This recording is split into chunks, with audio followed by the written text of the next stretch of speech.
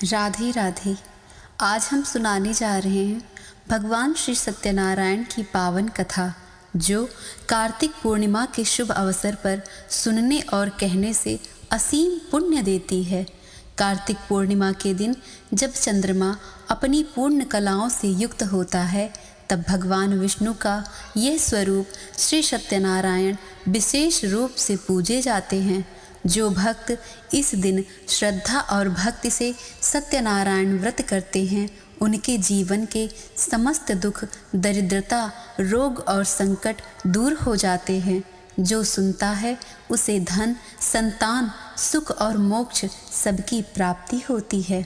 इसीलिए एकाग्र मन से बैठिए, क्योंकि अब आरंभ होती है श्री सत्यनारायण भगवान की पावन कथा। एक समय की बात है, नैमिषारण्य तीर्थ में अनेक ऋषि मुनि एकत्र हुए। उन्होंने सूत जी महाराज से पूछा, हे महामुनि, बताइए ऐसा कौन सा व्रत या पूजा है जिससे मनुष्य अपने सारे पापों से मुक्त होकर मनोवांछित फल प्राप्त करे। तब सूत जी महाराज बोले, जैसे एक बार नारद जी ने भगवान विष्णु से यही प्रश्न पूछा था, वैसे ही मैं आज आपको सबको वही कथा सुनाता हूँ। ध्यानपूर्वक सुनिए। नारद जी लोक कल्याण की इच्छा से अनेक लोकों में भ्रमण कर रहे थे। उन्होंने देखा कि पृथ्वी पर लोग अपने कर्मों के अनुसार दुख झेल रहे हैं। कोई बीमारी से, कोई दरिद्रता से, तो कोई मोह और अज्ञान से पीड़ित है। यह देखकर नारद जी का हृदय द्रवित हुआ।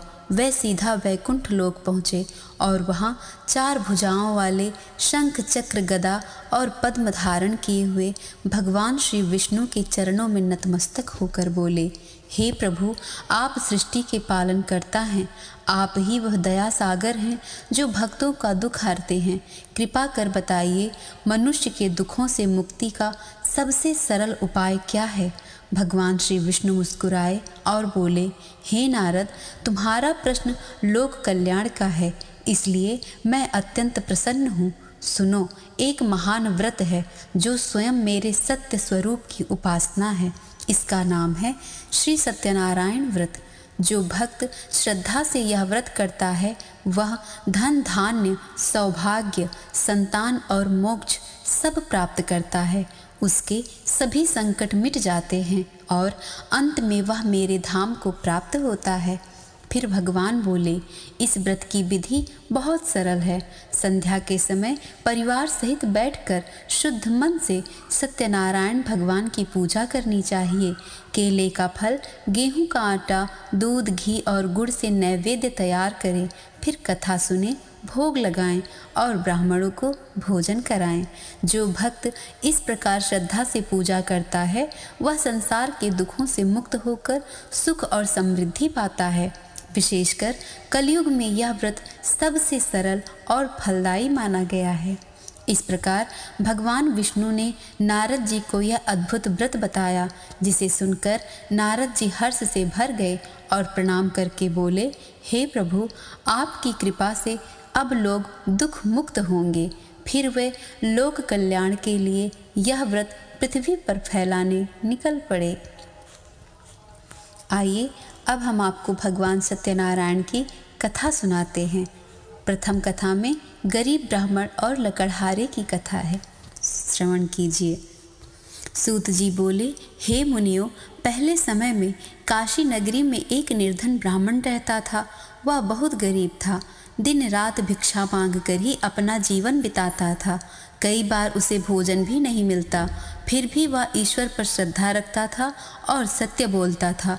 एक दिन भगवान श्री विष्णु ने उस गरीब ब्राह्मण की परीक्षा लेने का निश्चय किया। उन्होंने एक बूढ़े ब्राह्मण का रूप धारण किया और उसके सामने प्रकट हुए। उन्होंने पूछा, हे विप्र, तुम इतने दुखी क्यों हो? दिन रात भिक्षा मांगने के बाद भी तुम्हें संतोष क्यों नहीं मिलता? तब वह गरीब ब्राह्मण बोला, हे स्वामी, मैं दरिद्रता के कारण बहुत दुखी हूँ। यदि आप कोई उपाय जानते हैं जिससे मेरा जीवन सुधर सके, तो कृपया मुझ पर दया कीजिए। भगवान श्री विष्णु, जो उस समय बूढ़े ब्राह्मण के रूप में थे, मधुर वाणी में बोले, हे ब्राह्मण सुनो, इस संसार के सारे दुखों को मिटाने वाला एक सरल और महान व्रत है श्री सत्यनारायण भगवान का। जो इसे करता है उसे दरिद्रता, रोग और कष्ट कभी नहीं सताते। तुम श्रद्धा से व्रत को करो, भक्ति से कथा सुनो, भगवान का नाम लो, फिर देखो तुम्हारा जीवन कैसे बदल जाता है। इतना कहकर भगवान अदृश्य हो गए। ब्राह्मण समझ गया कि यह कोई साधारण व्यक्ति नहीं था, स्वयं श्री हरि थे जो मुझ पर कृपा करने आए थे। उसने संकल्प किया, कल मैं भिक्षा से जो कुछ प्राप्त करूंगा उसी से सत्यनारायण भगवान की पूजा अवश्य करूंगा। अगले दिन जब वह भिक्षा मांगने निकला तो उसे उस दिन आश्चर्यजनक रूप से बहुत धन मिला। उसने उसी धन से पूजा का सारा सामान खरीदा, केले, दूध, घी, आटा, गुड़ और फल। फिर अपने परिवार और मित्रों को बुलाकर श्रद्धा और विधि से सत्यनारायण भगवान की पूजा और कथा की। उस दिन से उसके जीवन में चमत्कार हुआ। उसका दुख समाप्त हो गया, घर में अन्न और धन भर गया और वह सुखी, संतोषी और भक्त बन गया। तब से वह हर महीने यह व्रत करने लगा और उसकी कीर्ति दूर दूर तक फैल गई। अब दूसरी कथा इस प्रकार है। एक दिन उसी नगर में एक लकड़हारा आया।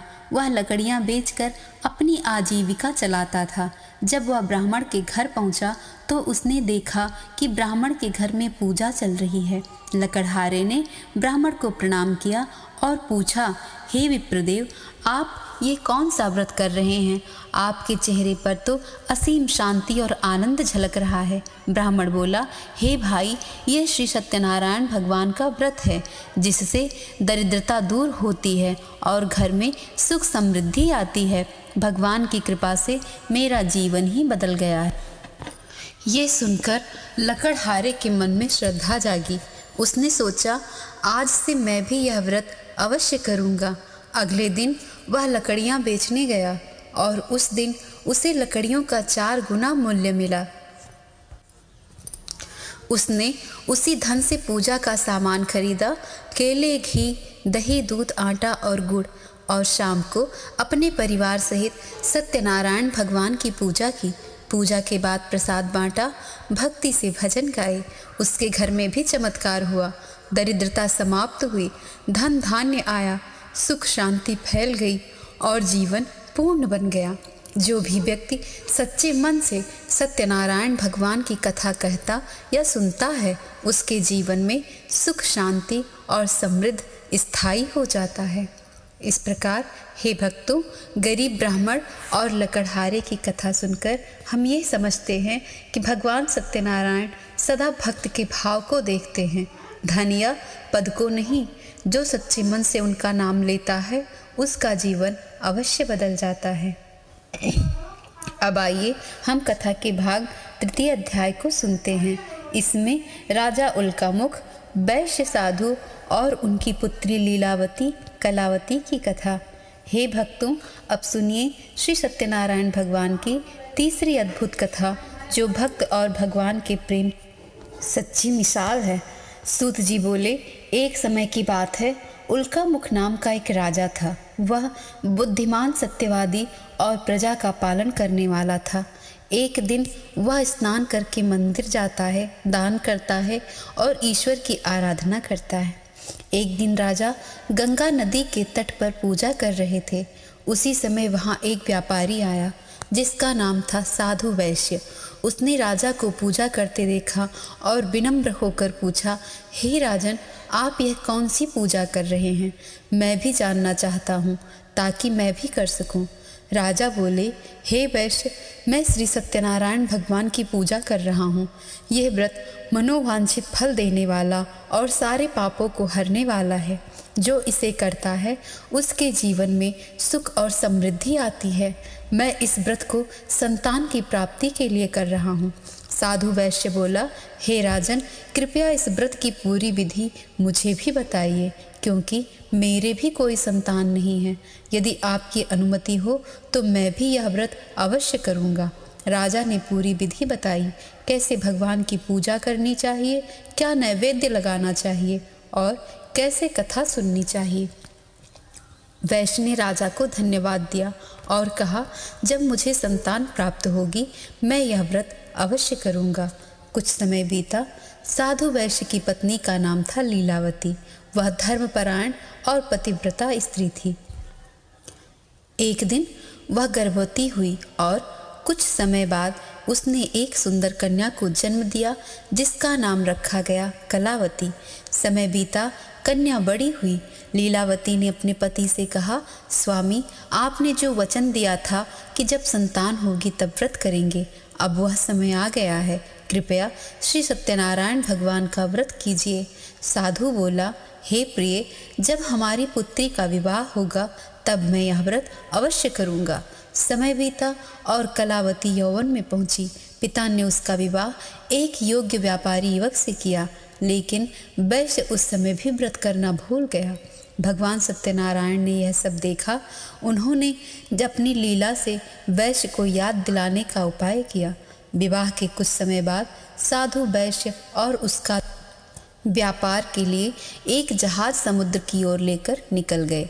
रास्ते में वे रतनपुर नगर पहुँचे, जहाँ के राजा का नाम था चंद्रकेतु। उसी समय भगवान की लीला से वहाँ एक चोर ने राजा का खजाना चुरा लिया। राजा के सिपाहियों को देखकर चोर ने डरकर वह सारा खजाना वैश्य की नाव में डाल दिया और भाग गया। जब सिपाही पहुँचे तो उन्होंने खजाना वैश्य की नाव में देखा और तुरंत राजा के सामने उन्हें पकड़ कर ले गए। राजा ने सोचा ये ही चोर हैं और दोनों को जेल में डालने का आदेश दे दिया। अब घर पर लीलावती और उसकी बेटी कलावती बहुत दुखी हुई। घर का धन समाप्त हो गया और कोई सहारा नहीं रहा। एक दिन कलावती भूख से व्याकुल होकर भोजन की खोज में एक ब्राह्मण के घर पहुंची। वहां उसने देखा ब्राह्मण के घर में श्री सत्यनारायण भगवान की पूजा चल रही थी। उसने कथा सुनी, प्रसाद खाया और घर लौटी। माँ ने पूछा, बेटी तू अब तक कहाँ थी? कलावती ने सब बताया। माँ, आज मैंने एक दिव्य पूजा देखी, भगवान सत्यनारायण की। उस कथा को सुनते ही मेरा मन शांत हो गया। ये सुनकर लीलावती ने कहा, हे बेटी, अब हम भी भगवान की वही पूजा करेंगे। उन्होंने संकल्प किया, भगवान की पूजा की और वर मांगा, हे प्रभु, हमारे पति और दामाद साकुशल लौट आए। भगवान उनकी भक्ति से प्रसन्न हुए। उस रात राजा चंद्रकेतु को स्वप्न में दर्शन दिए और कहा, हे राजन, जिन दो व्यापारियों को तुमने बंदी बनाया है वे निर्दोष हैं, उन्हें तुरंत मुक्त करो। सुबह राजा ने वही किया। साधु वैश्य और उसका दामाद रिहा कर दिए गए। उन्हें पहले से दुगना धन लौटाया गया और बहुत सा सम्मान देकर विदा किया गया। हे भक्तों, ये थी भगवान की लीला जो भक्त को कभी नहीं छोड़ते। साधु वैश्य और उसका दामाद घर लौटे, जहाँ उनकी पत्नियाँ भगवान का पूजन कर रही थीं। भगवान की कृपा से उनका जीवन सुख, धन और शांति से भर गया। जो भी भक्त सच्चे मन से यह व्रत करता है, भगवान उसके सारे संकट हर लेते हैं। आइए अब सुनते हैं भगवान सत्यनारायण की चौथी लीला, जो बताती है कि जब भक्त के मन में थोड़ा भी अभिमान आ जाता है तो भगवान उसे नम्र बनाकर फिर से अपनी शरण में ले आते हैं। सूत जी बोले, साधु वैश्य और उसका दामाद समुद्र यात्रा से लौटते हुए अपना व्यापार समाप्त कर अपने नगर की ओर चल पड़े। दोनों बहुत प्रसन्न थे। भगवान की कृपा से उनका सारा धन और सम्मान लौट आया। वे एक दूसरे से यही कहते हुए आगे बढ़ रहे थे। कुछ दूर चलने पर मार्ग में भगवान श्री सत्यनारायण एक सन्यासी के रूप में उनके सामने प्रकट हुए। उन्होंने कहा, हे वैश्य, तुम्हारी नाव में क्या है, बताओ तो सही। साधु वैश्य को अभिमान हो गया। उसे लगा यह तो कोई साधारण भिखारी होगा। वह हंसकर बोला, मेरी नाव में तो बेल के पत्ते और सूखी लकड़ियां हैं, क्या तुम उन्हें लेना चाहोगे? भगवान ने शांत स्वर में कहा, तुम्हारा वचन सत्य हो, और वहाँ से आगे बढ़ गए। अब देखिए भगवान के वचन कितने सत्य होते हैं। जैसे ही वैश्य ने पीछे मुड़कर अपनी नाव देखी तो वह चकित रह गया। जहाँ नाव में पहले सोना चांदी और रत्न थे, वहाँ अब केवल बेल के पत्ते और सूखी लकड़ियाँ थीं। यह दृश्य देखकर वह मूर्छित होकर गिर पड़ा। जब होश आया तो दुख और पछतावे में डूब गया। उसने अपने दामाद से कहा, यह सब मेरी अभिमान की सजा है। भगवान सत्यनारायण ने तो मुझे सबक सिखाया है। तब दामाद ने कहा, हे पिताजी, अब हम वही सन्यासी के पास चलें। उनकी शरण में जाने से यह दोष मिट जाएगा। दोनों तुरंत दौड़ते हुए उस दिशा में पहुँचे जहाँ भगवान सन्यासी रूप में बैठे थे। उन्होंने चरणों में गिरकर कहा, हे प्रभु, हमारी भूल हुई। हमसे जो असत्य वचन निकले उन्हें क्षमा करें। तब भगवान बोले, हे वैश्य, तुम्हारा यह अभिमान ही तेरे कष्टों का कारण है। मैंने तुझे कई बार संकेत दिए थे, लेकिन तू अपने धन पर गर्व करता रहा। वैश्य रोने लगा और बोला, हे प्रभु, मैं अब आपको पहचान गया हूँ। आप ही सत्यनारायण हैं, साक्षात विष्णु स्वरूप। कृपा कर मुझ पर दया करें। भगवान मुस्कुराए और बोले, अब तूने अपने दोष का प्रायश्चित कर लिया है।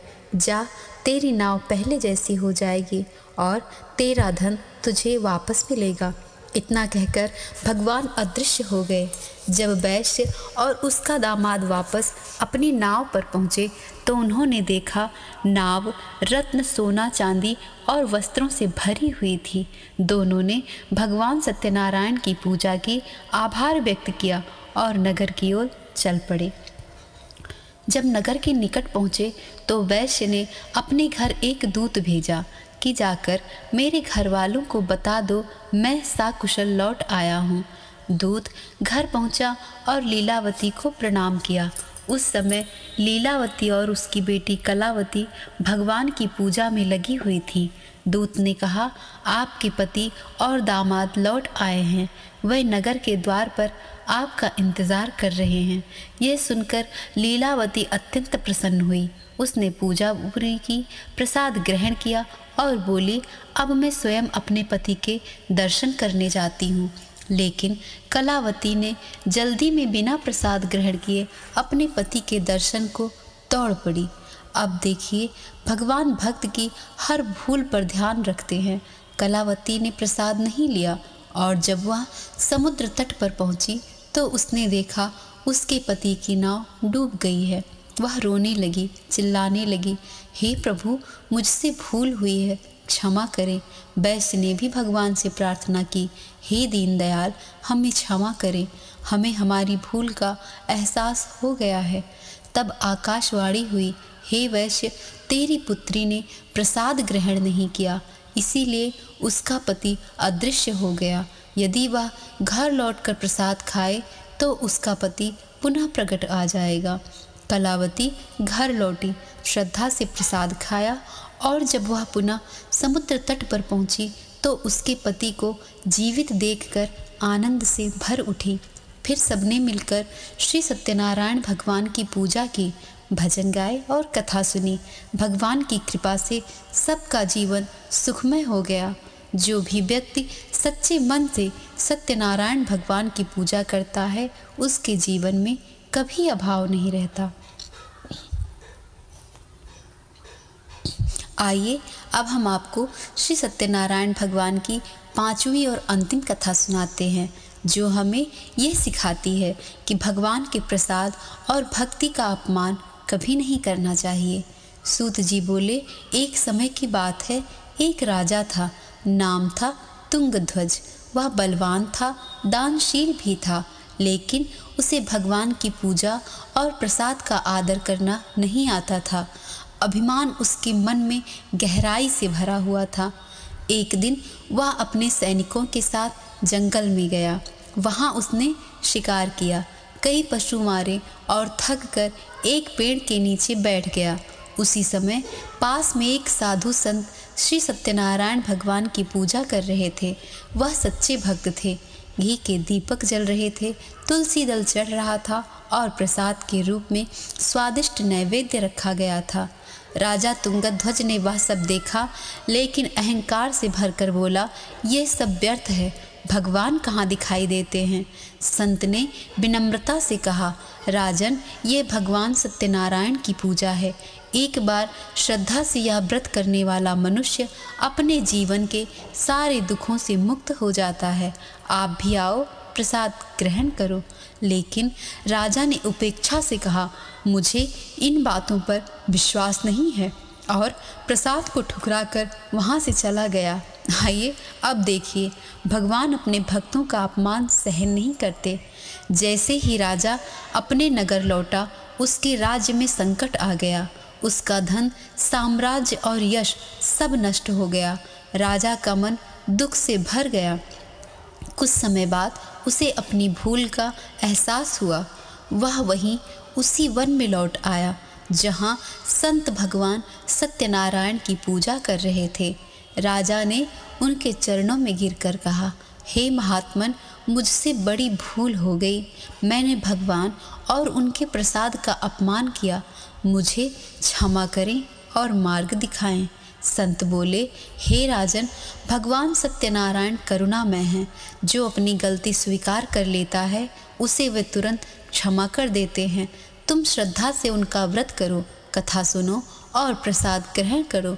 राजा ने उसी क्षण व्रत का संकल्प लिया, भगवान की विधि पूर्वक पूजा की, कथा सुनी और श्रद्धा से प्रसाद खाया।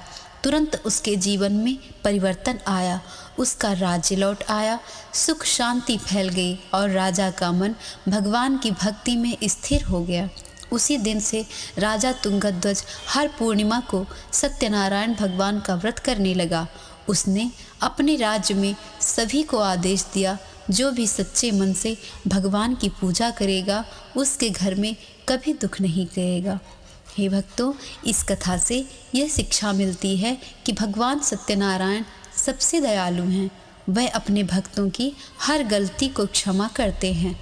बस मन में सच्चा भाव और पश्चाताप होना चाहिए। जो व्यक्ति सच्चे मन से इस व्रत को करता है, वह धन, संतान, सुख और मोक्ष सब प्राप्त करता है। जो गरीब है वह धनी होता है, जो रोगी है वह स्वस्थ होता है, जो दुखी है वह आनंद से भर जाता है। अब हम सब मिलकर श्री सत्यनारायण भगवान की जयकार लगाएं। बोलिए श्री सत्यनारायण भगवान की जय।